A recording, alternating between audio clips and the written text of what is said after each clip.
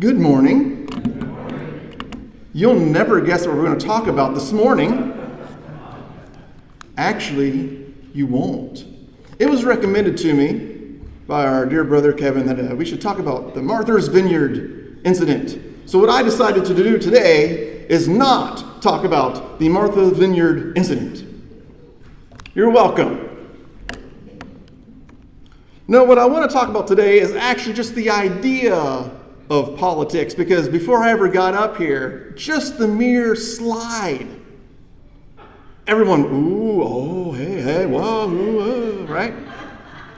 Because you can guarantee, if you get down into the weeds and the nitty-gritty of politics, we've got some disagreements here in this room. So we're not going to do that to ourselves this morning. What I want to do rather is just talk about not so much that we love politics, but more about how we need politics, unfortunately.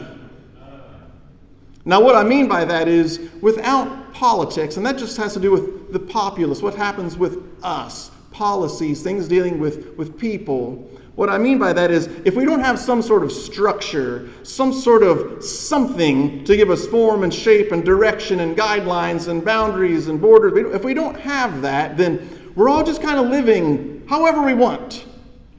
There's no structure. There's nothing that tells us do this or don't do that, or you can do this or you can't do that, or you have to follow this guideline, you have to follow this rule. We need politics, but it's unfortunate that we do, because we can't always agree on what those politics should be. And it got me to thinking. You guys know how I love thinking. Every nation on this planet has devised some means of structuring their society. Not every nation on the planet is like us. Actually, most places on this planet are not like us. And for every country you find, you will find that it is unique in some way to that location. Some feature, some facet, something about it is unique to that place. And that got me to thinking, I wonder how they did politics.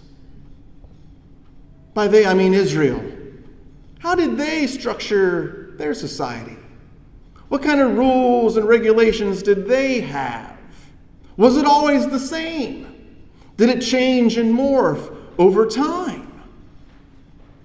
Did they always have kings? You know, we've been talking about, for the past few weeks, we've been talking about different kings or would-be kings that reigned in Israel, and I thought, well, it wasn't always like that, was it? How did they structure their society? How did they decide who got to lead? And what we find out as we go through Scripture is they didn't. It was already decided for them, and by them I mean people like us. They didn't get a choice. They didn't get a say in the matter. It just was thrust upon them. Sometimes they loved it. Most times they did not like it. Kind of like us. We get to pick our poison, so to speak. They did not. Their poison was given to them and said, drink it, please. It's all yours.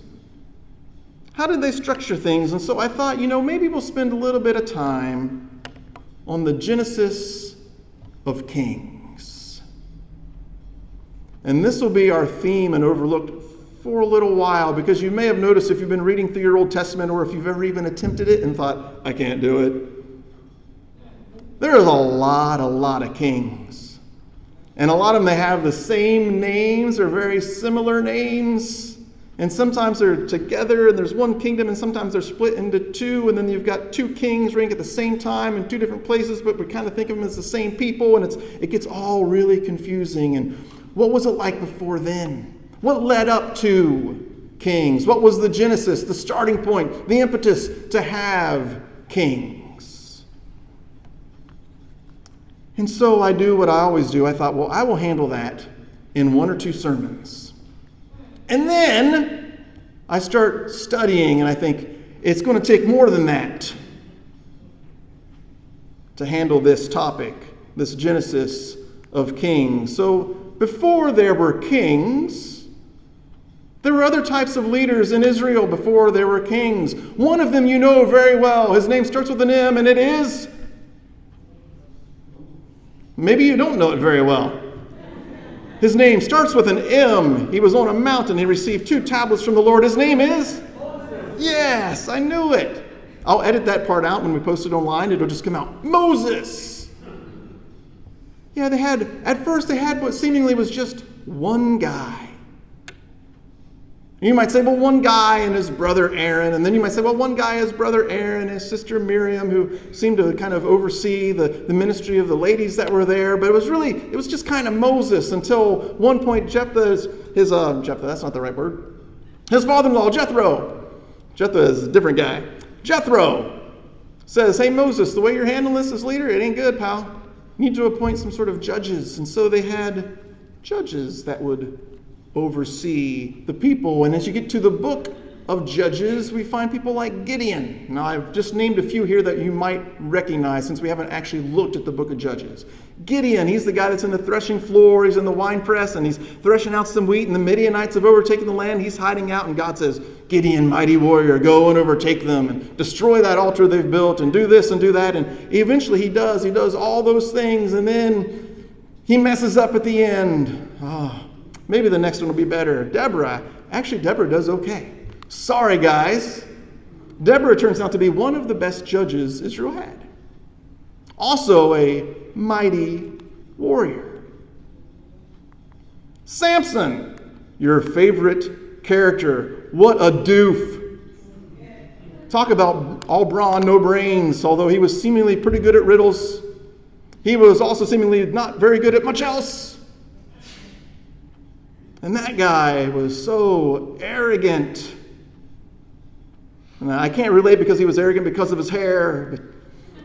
So in that regard, I'm a little bit jealous of the fella. But we know the story. In his arrogance, he begins to think the strength that God gave him was his own strength.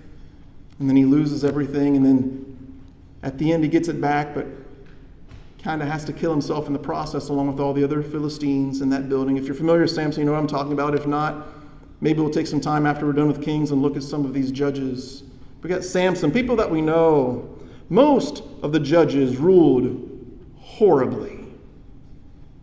Most of them ruled horribly, and within the book of Judges you'll see, and they did evil within the sight of God, and God sent the Midianites, or God sent the Philistines, or God sent this group or that group to overtake the people, and over and over and over we have this repeating pattern that happens time and time again. And actually at the very end of the book of Judges, we're ending with a story with the tribe of Benjamin, which is actually King Saul's tribe. Ends with the tribe of Benjamin, and some people have sworn that they will not give the Benjaminites any wives. And so they go out and they slaughter a group of people, and they kill all the men and women who have lain with someone, but all the virgin women, about 400 of them, they bring back, and then they give the women to the Benjaminites and say, thank you so much, you now have wives. What a time to be alive! Right? You don't want to be alive during that time. That is not where you want to be. And the book of Judges ends with this verse. In those days there was no king in Israel. All the people did what was right in their own eyes. And that leaves you thinking, man, if only they had a king, right? If we could just get ourselves a king. If only we had a republic democracy and we could choose our leaders, then things would be perfect. We're always hoping that the next thing, we have this myth of progress, right? We always keep hoping the next thing will fix it. And that is what they think too. All we have are all these judges. These judges are awful. They don't know how to rule. They don't know how to lead. What we need is a king. That's what they're thinking. That's how the book of Judges ends. And that brings us to Samuel. Priest, prophet, and the last judge of Israel. You guys ready to jump in? That was quite the introduction, huh? You thought we were going to go one direction, we didn't. Tricked you. Let's take a look at this last priest, prophet, and judge in the land of Israel. Now, I will say before we jump into the story, I'm not going to let you read ahead, cheaters. Before we jump into the story, Most of today's sermon is going to be just familiarizing ourselves with the story. Now, those of you who know me, I find great value in knowing a story. Whether or not I tease out for you every single application you might be able to pull from the story, there is great value in just knowing the story. Because it can be months from now, weeks from now, years from now. Hopefully for many of us, decades and decades from now. Because otherwise we'd be dead. Where we'll remember this story. And it'll mean something to us. But if we never learn the story, it will never mean anything to us. Not today, not next year, and not in 10 years. There is value in just knowing the story. That's my way of saying I'm not going to put much of a pretty bow at the end of this. That'll be for you to figure out, maybe not today, and maybe not 2 years from now, but at some point, you'll be glad you know this story. All right? All right, Rob. Thank you. 1 Samuel chapter 1. There was a certain man from Ramathaim, a Zuphite from the hill country of Ephraim, whose name was Elkanah, son of Jehoam, the son of Elihu, the son of Tohu, the son of Zuph, an Ephraimite. He had 2 wives. One was called Hannah, and the other Peninnah. Peninnah had children, but Hannah had none. Now, this is what we might call a recurring theme in Scripture. Seemingly every time something really, really important is going to happen, it starts with the story of a woman or women, one of whom cannot have children. Time and time again this happens. Samson has that story. Isaac from Genesis has that story. Sarah was not able to produce children, and so she tells Abraham, why don't you sleep with my maidservant Hagar? And Hagar has a child, Ishmael, and eventually Sarah has a child, Isaac, and the two can't ever seem to get along. This theme occurs again and again at the beginning of every important episode. Now, we've already said that there were no kings at the time and people were living however they want, and we're given this story of these 2 wives, one of whom is having children, the other one who cannot. And we might already start to formulate in our head how this story is going to progress because we've seen it before. Different names, same situation, 1 man, 2 women, what could go wrong? It's this theme that we see happening again and again. It says, year after year, this man went up from his town to worship and sacrifice to the Lord Almighty at Shiloh. Now, Shiloh is where they put the very first tabernacle. It was in Shiloh. It says, where Hophni and Phinehas, the 2 sons of Eli, were priests of the Lord. Whenever the day came for Elkanah to sacrifice, he would give portions of the meat to his wife Peninnah, and to all of her sons and daughters. So he has sons and daughters with his wife Peninnah. And every time he would go and sacrifice, he would bring portions of the food back and he would give it to his wife and to his children. But to Hannah he gave a double portion because he loved her. And the Lord had closed her womb. So she is barren. It says that Elkanah would come back and he would give his one wife a portion, but he would give her a double portion. Twice as much. And maybe he's trying to make up for the fact that because she has no children, he's giving her a double blessing of sorts. So here we go again. 2 women, 1 man. 1 woman can have children, and she probably makes fun of the other wife who can't have any children, and the other wife doesn't like it and probably is going to ask Peninnah to what? She's probably going to ask Elkanah to do what with Peninnah? Right? Kick her to the curb. Get rid of her. Let's keep reading the story. How many of you are familiar with this story somewhat? You've read it before. You kind of know the gist, give or take. All right, about half of us. We feel like we know where the story's going. So let's keep reading. It says, because the Lord had closed Hannah's womb, her rival kept provoking her in order to irritate her. Oh, here we go. Here comes her rival.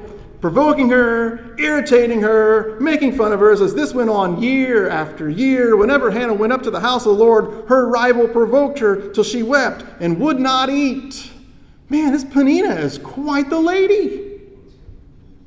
Always bothering Hannah, always picking on her, always teasing her. It says her rival, right?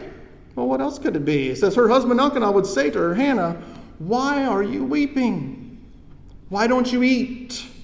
Why are you downhearted? Don't I mean more to you than 10 sons? All right, we have a nerd note. You know I love these. Nerd note, a word about our translations. I wish I had glasses with a little tape wrapped around. It'd be perfect. Push them up like this. Do that. All right. A little nerd note here. The rival that we all assume is the other wife because we've seen it before, it's not the other wife. Peninnah is not the one pestering her and irritating her. Actually, the word rival here in Scripture, it's always talking about a situation and never a person. But your translations probably make it look like a person and not a situation.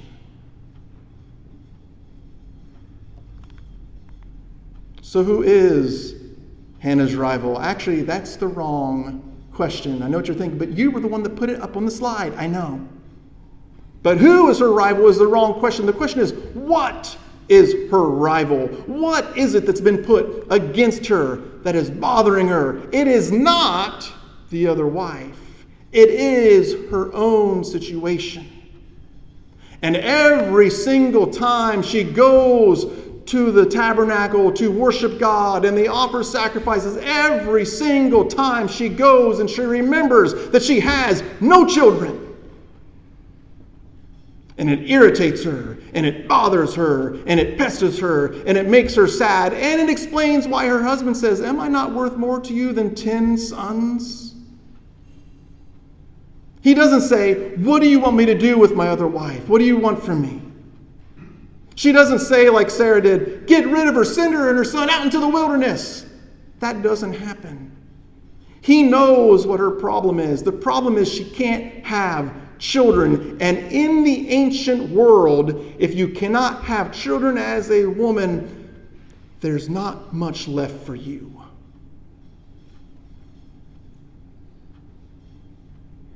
It's already sad enough in a modern culture like ours where you can't have children, and many people go through this, through fertility issues, and it's a struggle and it's a hardship. But in the ancient world, it was more so. Because if you were a woman, that probably was the only thing you had to offer. I know that's sad. It is sad.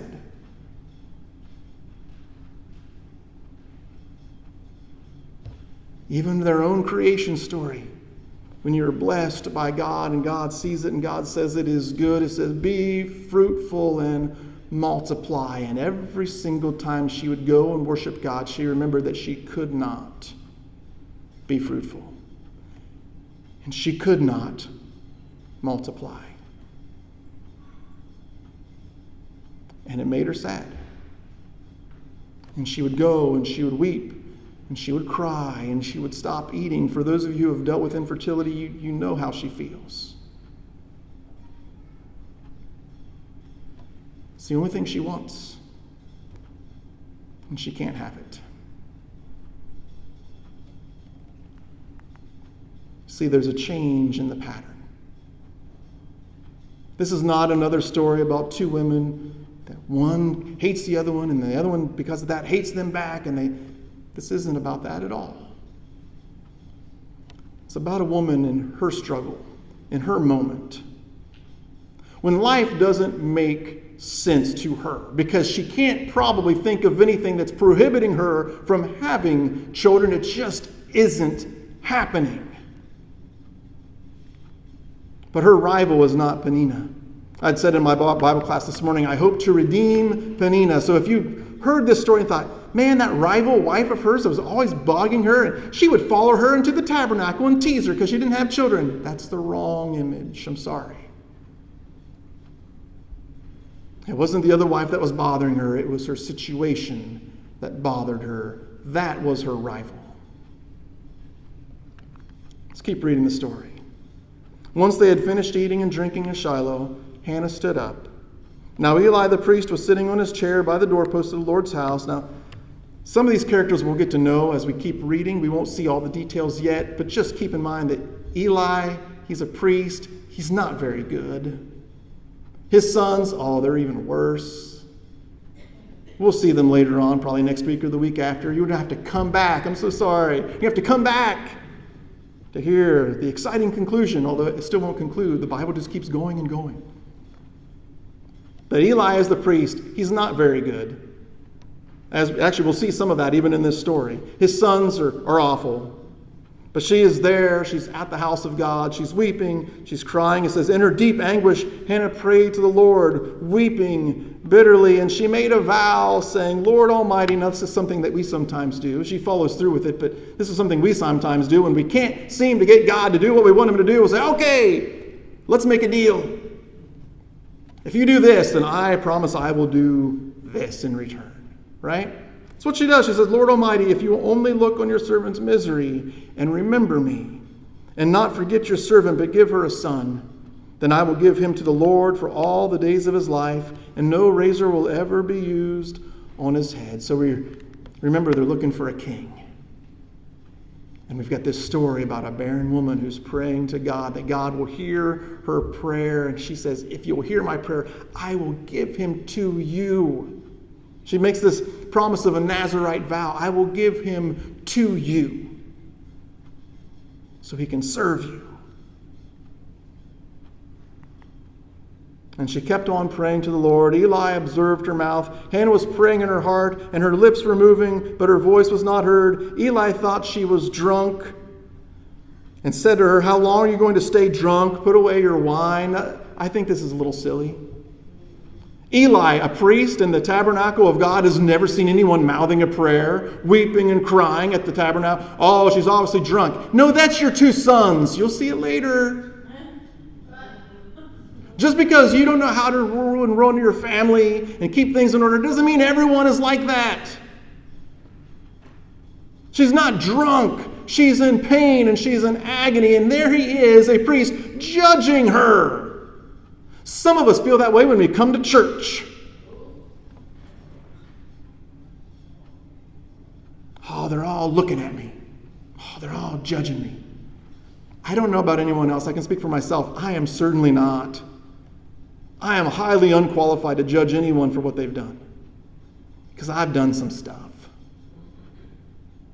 I'm completely unqualified to be a judge of someone.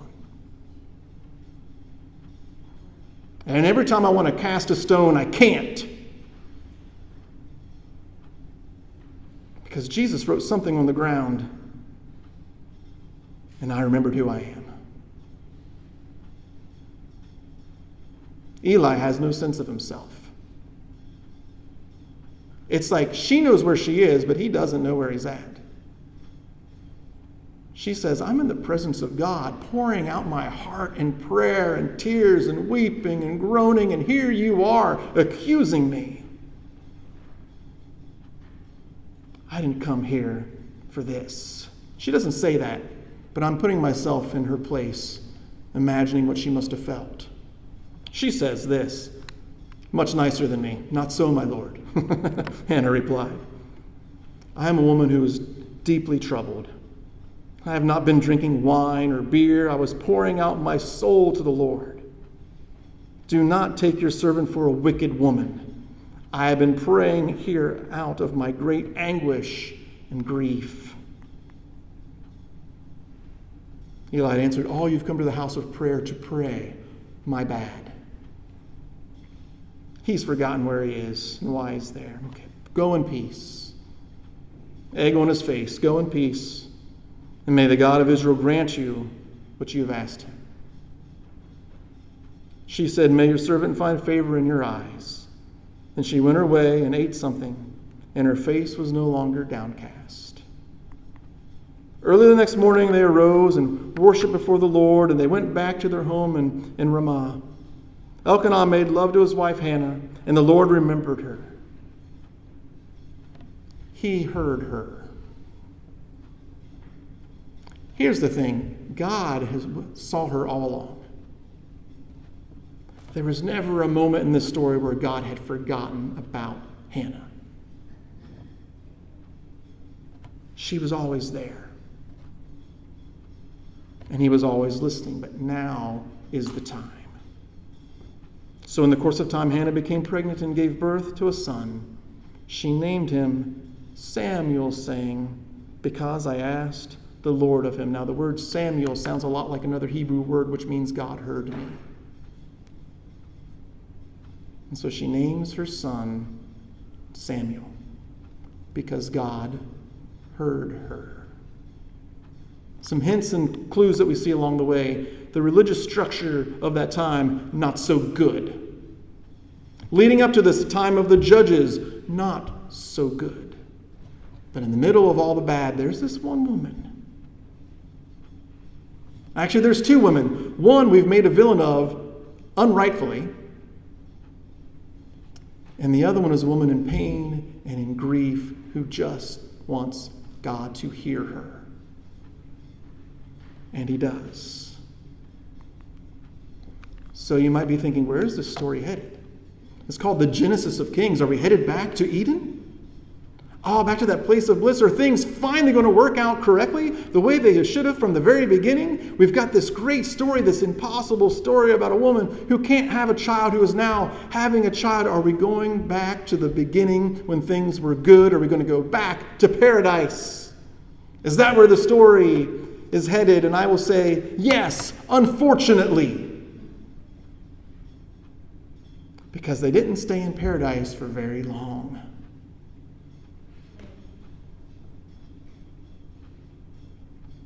Now, this is a theme we've talked about again and again and again. You're probably tired of hearing me talk about it, but I just find it to be so true in life and in general. Every single time we think this is it, it's not. Let's go back to politics.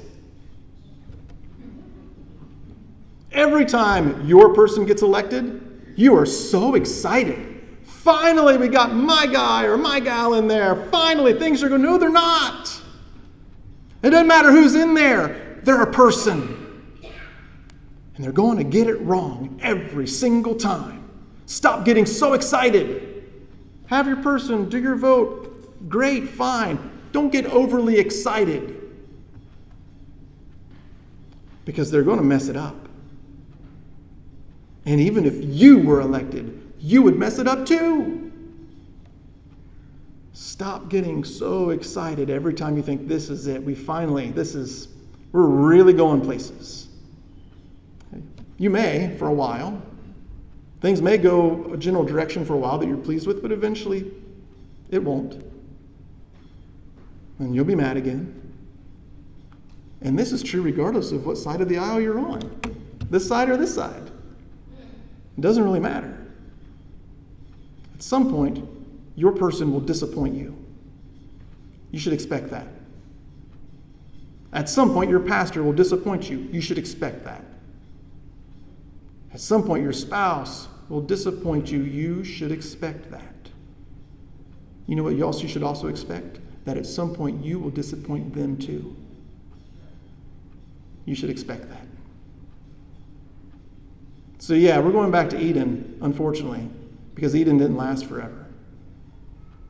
At some point, they get kicked out, and there's a cherub with a flaming sword keeping them from getting back to where life was good, because they didn't do it right. Saw the same thing with Nadab and Abihu as they make that first sacrifice, and they end up dead, and it's all the chaos in Leviticus 10. Go back a few weeks. Oh, it should have been great. They finally had the tabernacle built. They're finally making their first sacrifice. Things are really going great, except they weren't. Oh, we finally got some judges to rule over us. Oh, yeah, but there's no king, though. Oh, we're going to get ourselves a king. Oh, well, we've already looked at some of these kings. It's a little sketchy. So here's what I recommend. Put your faith in God alone. Put your faith in God and in God alone. Because literally every other organized group that you see here is comprised of people. And we're going to get it wrong. Most of the time we don't want to get it wrong. We just do. Hannah didn't have any faith in Eli. She's probably not even thinking about, maybe he'll be able to select our first king. Maybe my son will stand up and rise above. And she doesn't know what's going to happen. All she knows is she wants a son.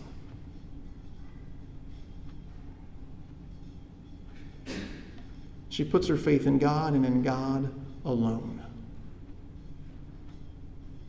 Next week we'll pick up where we left off this morning, and we will see where this story is going. It seems like for about half of us, we're not sure. We're not super familiar with this part of the story, and that's great.